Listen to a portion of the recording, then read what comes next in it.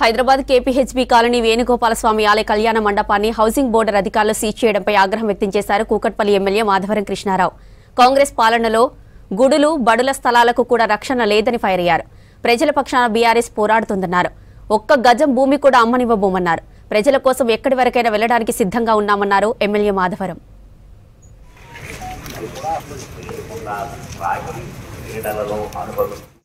ప్రకారం ఎక్కడైతే పక్కకున్న ప్లాట్ వానికి చెందే విధంగా అతనికి అమ్మే విధంగా అది కూడా మార్కెట్ వాల్యూ ఇచ్చే విధంగా ఇవ్వాలి తప్ప 1,25,000 రూపాయలు పెట్టి ఎన్నో మోసం చేయడానికి హౌసింగ్ బోర్డు అధికారులు అదేవిధంగా మంత్రి గారు కూడా దీన్ని పూనుకుంటున్నాడు అని చెప్పి తెలియజేస్తా ఉన్నాను.